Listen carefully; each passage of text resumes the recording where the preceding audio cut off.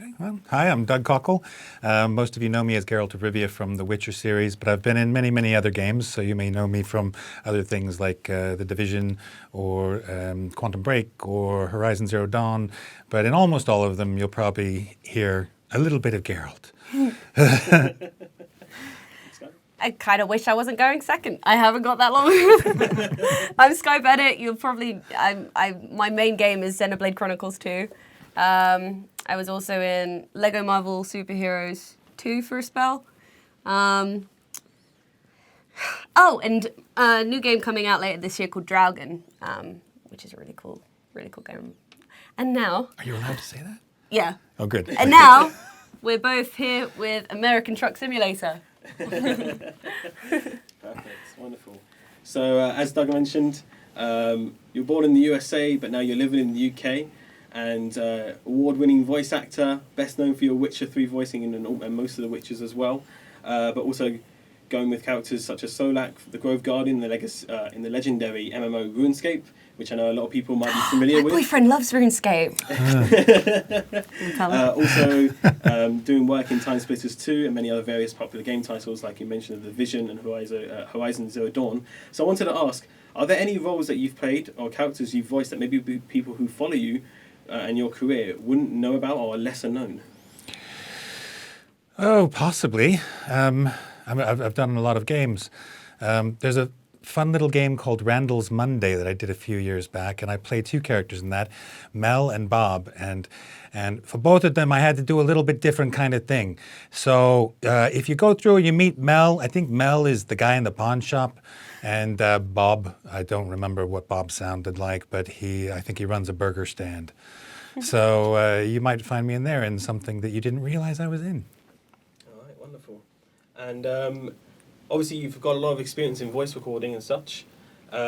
Is it harder than people think? You know, just to do you kind of maybe get stuck on one voice, or how does one even get into the rhythm of creating different voices for different actors? How do you set your mind for that? Well, with games, often there's, I'm sure you've experienced this as well, that you go into the studio for the first time and often you don't know a lot about what you're going to be recording. And often even the title is a fake title, so that nobody knows what's really being recorded, especially if it's a AAA, and especially if it's like number 2 in a AAA series. But often the developers will help the actors by having design art and things like that available. Sometimes we get a synopsis of the plot or a description of the character. Already animated, and you can look at that. Yeah. So sometimes there's help, but there have been occasions as well, many occasions where you walk into the studio and you know nothing, and you just, suddenly you're faced with a screen and a developer on the other side of the glass, and they're describing the character to you, and you just have to make decisions on the spot. Yeah. And then you work with them, and you find the voice that they're looking for, and then you start to record. All right. And so really, when you're looking for that, how would you, in a sense, maybe think about, right, this is what I feel like the character would sound like? Is it something that you have to kind of think over yourself? Do you have almost a process to it? Do you have you study maybe a little bit into the game and the characters, for example? Well, if there was a previous game and you're doing the second or third in a series, and you haven't been in the first or second, then you can go to the games before and get a feel for what they're like and how the game is played and what the characters are like and things like that. You can also, go on YouTube and other platforms and watch gameplay footage of people playing the games on Twitch and things like that. But if it's a new game, unless it's based on something that has existing material available, then you just have to go with what the developer can tell you about the game. And again, then you just have to make decisions very quickly. I imagine in that case it can be quite hard, for someone that might think it might be easy just to stand behind a microphone. Yeah. Like, okay, yeah, that's easy. It can be quite difficult sometimes, I can imagine. Very Yeah, challenging. yeah. I mean, what's your experience of it so far? Positive mostly, but yeah, it is kind of like with Pyra and Mithra. All that was really available, because they were brand new characters, was one of them is quite abrasive and the other one is quite sweet. And, they're like two sides of the same coin. And And so with that sort of information, I just thought, all right, well, what's my best kind of sugary sweet voice who could do no wrong, and what's my best sort of bitchy mean girl voice, and then try and give some kind of, then try and make them both likable because they're like the protagonists, so you kind of have to be able to relate to them. And Yeah. sometimes when you're playing two different characters in a game, especially if you created two characters who are different but similar, it can be difficult going from one to the other, Yeah. especially in the same session. Yeah, well, have you ever had to do a scene where both of your characters are in the same scene talking to each other? No, I haven't. See, that's a real mind bender because, like, there are a couple scenes with them talking to each other, and we kind of did it where I would record all of Pyra's lines and then do all of Mithra's lines, and then as I got comfortable with the part, I'd just read the whole scene, switching characters. And that was actually kind of better because I could sort of make a more conscious shift because I had just done the other voice. But yeah, that's fun. That's Yeah. a challenge as well. Yeah, it was challenging, but it was good because it was my first. It was the first game I'd ever voiced, so it was a nice first experience Yeah. because it kind of had everything. It had a lot packed into one, with sort of challenges like that and stuff. Yeah. Perfect. But you weren't always into voice acting. You're most known best in the video game industry for your role in Xenoblade Chronicles 2, as well as starring in many other TV series and movies as well. You're also a dual British-American citizen who started her career at 10 years old, very, very Yeah. young. And you also got your first role within Steven Seagal's as the daughter in Shadow Man. Yeah. That's correct, yeah. But I heard that you wanted to be an ice skater originally, actually. Yeah. That's where you wanted to start off. It wasn't always Yeah. in voice acting, is that correct? Yeah, no, that's right. My first dream was to be an Olympic figure skater, and I competed when I was a kid, and I did the whole training thing. And as much as I liked competing wasn't the thing that drew me to it. It was like, you know, the performance and the music and the dance and, you know, the costumes and I was very much a performer rather than a competitor or an athlete. Well, I was quite athletic. So from there, you know, I think my last competition was when I was 15, I think, 14 or 15. And I kind of stopped skating when I was 16, and then, but before then, acting started picking up, and that became my new love. And I went into acting through skating because of the sort of performance aspect of it. There was a lady at the rink who knew my ex-agent, my child agent, and then I moved when I was an adult. And yeah, I didn't fall into it, but I kind of fell into it. And yeah, now, you know, I love it. I would never want to not do it. Wonderful. Yeah. But you haven't just been sticking, obviously, to the voice acting and also just the acting in general. You also do some writing and directing as well. Yeah. And more recently, you actually directed and produced a music video called Dear Ocean with Diva. I hope I'm connecting. Nah, Deva. It's an easy mistake to make. So obviously you're very talented, you do a lot of different things and you're into a lot of different things. But do you have a preferred job role? Like, is there something you ultimately want to work towards, or do you just love the mix and the craziness of doing a bit of everything? Yeah, I think as I've gotten older, I've kind of discovered that my favorite thing to do is to like connect to people through art, I guess. Like, you know, it's easy to, like, when you're writing a song or something, it's easy to represent yourself and, you know, in that try to relate to other people and represent other people. You know, some of my favorite, you know, some of my most developmental growth moments have been through music and through art. And, you know, I guess my favorite thing to do, or my dream, is to, you know, trigger people into having their own creative experience and their own growth and that kind of thing. And you can do that through anything, you know, you can do that through writing, directing, you can do that through music, you can do that through acting. And yeah, I think I just like to create and try and, I don't know, trigger something in someone. Oh, right. Perfect. And this next question applies to both of you. Maybe more so one than the other, but obviously acting and voice acting takes you all over the world for different things. It might be that you're on location somewhere. It might be that you're just at home doing it in your own home studio. And so I know that Doug recently has been travelling quite a lot to different Comic-Cons and conventions, most notably recently Comic-Con in Dublin, the London Anime Comic-Con, Florida, Abu Dhabi, Cologne, and many other places of work. Do you, I mean, this is for both of you, do you have a favourite city to actually visit or maybe work in? What's yours? Well, a lot of the places that you just described are places I've only ever been once. Well, Dublin I've been to twice now, but quite often you don't get to spend a lot of time in the city itself because you're there for work. So you might get just a little flavor of the city, but you don't really get to spend any quality time in the city. I do love working in London. There's an energy in London that I've always enjoyed. I don't think I would enjoy living there anymore because the energy is very intense, I find. But I live outside of London, and I like going in and experiencing that intensity, and then going home and kicking my feet up and relaxing a bit. So that's kind of nice. If I had to choose a city to work in, if I could guarantee that that it would be easy for me to continue working, I would probably choose Seattle, Washington in the States, because that's where a lot of my family is, and that's kind of where I consider home in the U.S. But yeah, it's kind of one of those home is where you hang your hat. Yeah, again, it's tough. A similar thing. You only really spend so long in a city before you can get to love it.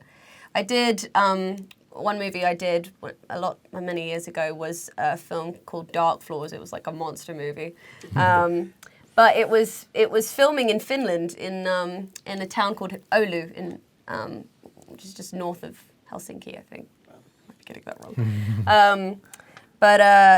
And it was amazing because I was there for a whole summer, and they rented us bikes. We could like cycle around, and it was clean. Like the air was beautifully fresh, and the people were amazing. Really, sounds like a fairy tale. Yeah, it was like I don't like to generalize, but Finns generally seem to be really chill people and like great sense of humor. Really, really good time in Finland. I had a great time there. And I actually went back recently. I only went to Helsinki. No, I did actually go back to Oulu, but I spent most of my time in Helsinki, and that was really good. I would probably say that stands out the most as one city that I really did enjoy. I want to go there too. Yeah, it's good.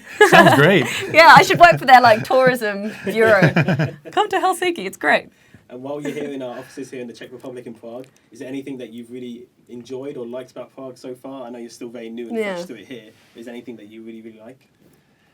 Yeah, the buildings, the architecture is absolutely beautiful.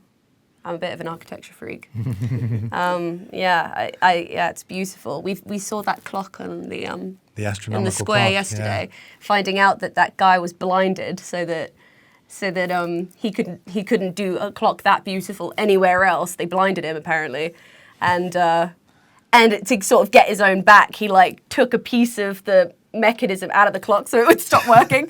So it was like, fuck you guys for blinding me. I'm gonna make my clock stop. And we were both kind of like, yeah! We were like, yes! That's what you should.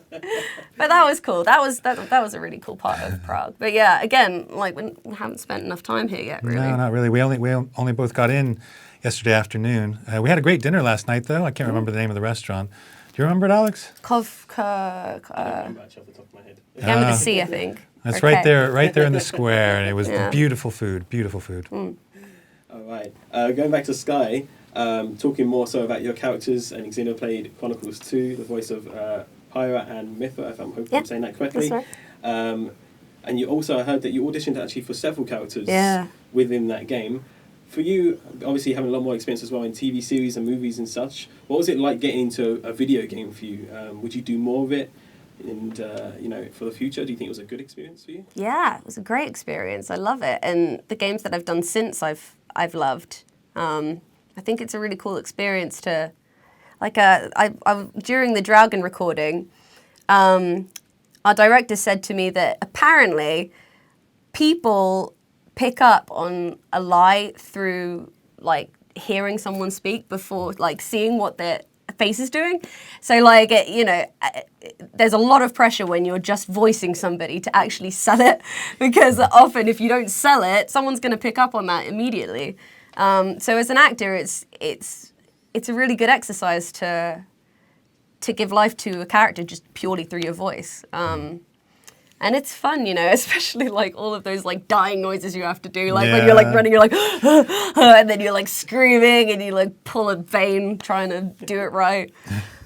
Yeah, it was really good fun. I definitely do it more. Yeah. Fantastic. So now that both of you obviously have experience with voicing characters within games, I want to ask, if you could voice any video game character, current or future, which would it be? Any single one. I mean, you've done most of them. Yeah, So. I've kind of done mine, really, haven't I? See, the problem with the question That's my fault. is that we don't know what's coming. That's true. So I can't talk about the pass, future. We'll take pass. But I mean, a series that I've enjoyed playing in the past and that I've enjoyed the characters in has always been Uncharted. So I'd love to play a character in Uncharted. I think that would be fun. But, I could name a dozen other franchises that I would love to do. Batman, Spider-Man. I love the Marvel stuff and the DC stuff. The Last of Us. Oh, I love that game so much. Yeah. And come on, you and me could do Last of Us. We could. Yeah. Yes. Well, yeah, I was going to say, like motion capture would just be amazing to do that. Neither of us have done motion capture, so I think we're both looking for opportunities. Come on, Naughty Dog. Hint, hint. Fantastic. And I've heard that, Sky, that you really enjoy your Super Smash Bros. You're a bit of a Mario Kart champion in some cases. I wouldn't say champion. Do you have a favourite character to play as in that game? Yes, Toad. Toad. 100%. 100% Toad. And do you have a favourite character? Have you played that much? Have you not really I played think it? I played very briefly at a convention in Florida, and they had all of us, including, I'm going to forget his surname now, Charles, who voices Mario and Luigi. Oh, I don't know. Charles Martinet. That's it. And he and I and some other actors whose names I'm going to forget. I'm sorry if you're watching this. We all got on and we played four-person Mario something. I can't remember what it was, but I played it. What are they called? Toads? Toads. Toads? Yeah, well, like I the think it little was a- mushroom guy with the hat. No, it was something else. I kept calling them poos, and Charles said, "You can't do that." I said, "I'm sorry." I wish I knew what you were Little talking poos. about. They look like little poos. Yeah, they're like little mushrooms that like they don't know what they You're are. thinking of little brown things, right? Yeah. They go doot doot doot. Yeah, Yeah. they're little mushrooms. Am I They're right? really cute. Yeah. I got in trouble with They Charles are cute. though. I forget what they're called, but yeah, they are cute. All right, perfect. So we're going to move on a little bit to our game, American Truck Simulator, Your Truck Simulator. You guys had the chance to play a little bit earlier. I know you're not experts in it, and we know that a lot of people enjoy that game as well. And we wanted to ask, if you could choose the next DLC country expansion for our Truck Simulator games, which would you choose and why? So anywhere in the world, where do you think would be a cool place to drive? Wow.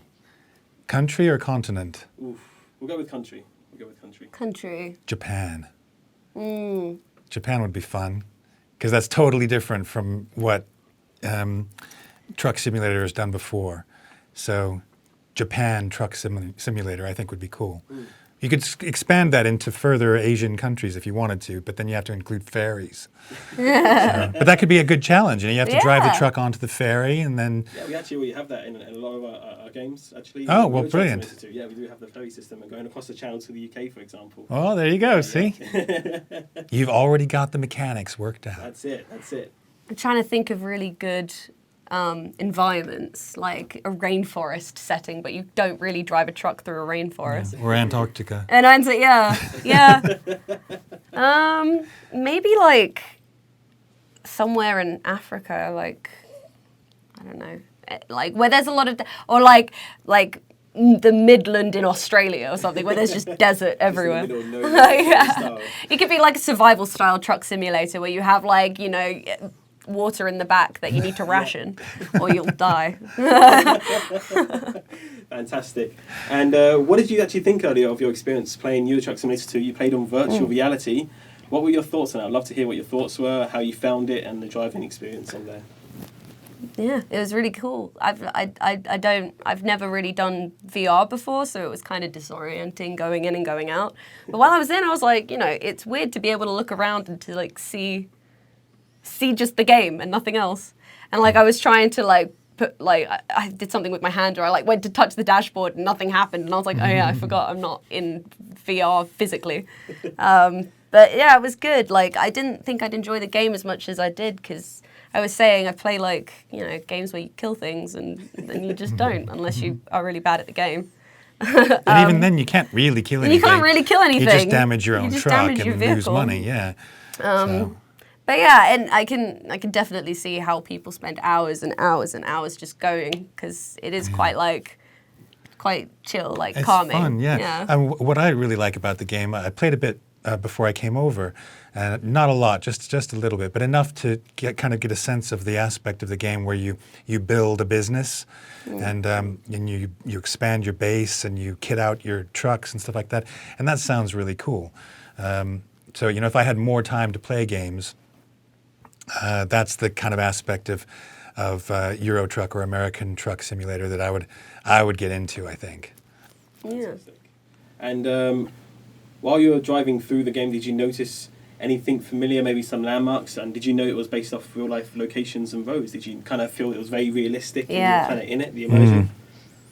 I because I played American Truck Simulator before I came over, and I had to pick my city. I picked Portland, and then I was, you know, trying to do my first mission and stuff like that, and I ended up in Salem, and I wasn't supposed to be in Salem, but I was like, yeah, this makes sense. You know, I used to live over that way, so I kind of know the geography, and you know, I mean, you guys are so good. SCS is so good at kind of rendering the environment to scale to make it look like the real place. Because I know the Pacific Northwest, and that's why I chose Portland as a base. And yeah, I mean, it looked, I mean, a digital version, but it looked like the place I knew. And I thought that was amazing. It was really wonderful. And there must be hours and hours and hours of time that goes into just, you know, rendering the real environment into the digital. And that's incredible.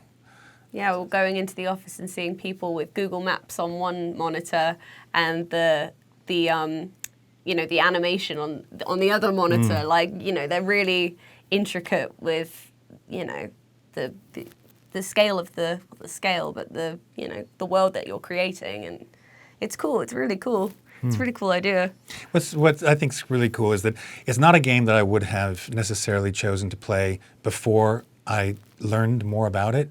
It's just not the kind of game I would go to. I tend to be an RPG guy, fantasy RPG. But having played it and having learned a bit more about it, like I said, you know, if I had more time to play games, I think I would spend some time on this one, because it looks really rewarding. Fantastic. But we know that driving isn't all that easy. Driving a big rig can be a little bit hard. The spacing, you know, looking out for other vehicles. And I know at Sky, you had a little bit of trouble when learning to drive. Is that true? Yeah, I did.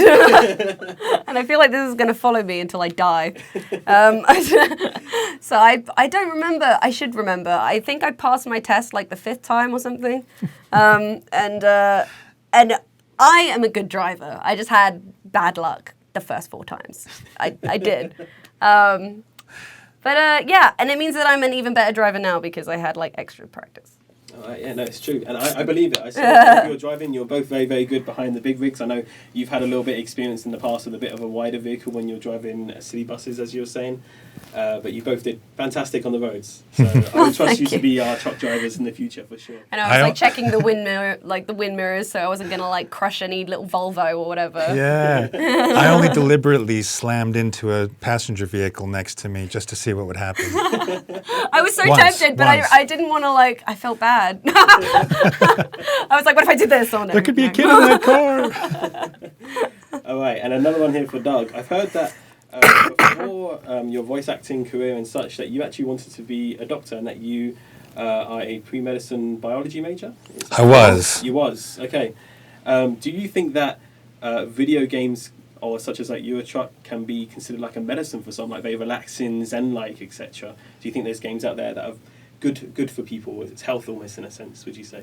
Yeah, absolutely. And in fact, I've been trying to support a charity in the UK called Special Effect, and sorry, a little plug, but in answer to the question, what they do is they work with people who have been severely disabled by either progressive illness or through injury in a car accident or something like that, and who may be immobilized or mobility limited, and they go to them, and these are people who may have lost the ability to play games with the smaller controllers, things like that, and they, through using eye tracking technology and through altering the technology of the game controllers, they give them back the ability to play games. And it's not just about the games. I mean, the games gives them inclusiveness. It gives them a way to relax, a way to have fun. I mean, there are case studies from this charity about, kids who gradually are losing their mobility in horrible ways, and they find ways to help those kids play games. And you can imagine if you're someone who's in that position, and your life becomes much smaller. Very small in some instances. And I mean, there was a kid who couldn't play games with his brother anymore, and Special Effect found a way for him to play FIFA with his brother. And you watch the video and you just think that is an amazing thing. So in answer to your question, yes, I think that games can have a medicinal, not medicinal in terms of drug, but a medicinal in terms of happiness, the effect that they can have on the spirit and on the general well-being of a person. So I do think that. Fantastic. Okay. Is there anything else that you wanted to say maybe to our Eurotruck community, or to even almost anyone on the camera, that maybe you'd like to say about the game or about yourselves or what you're enjoying and etc. like that? Maybe as a goodbye message.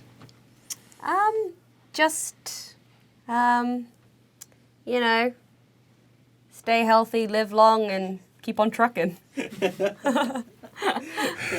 I keep wanting to sing the Smokey and the Bandit theme tune. I've been wanting to do that all day, but I can't remember it now. I'm in front of the camera.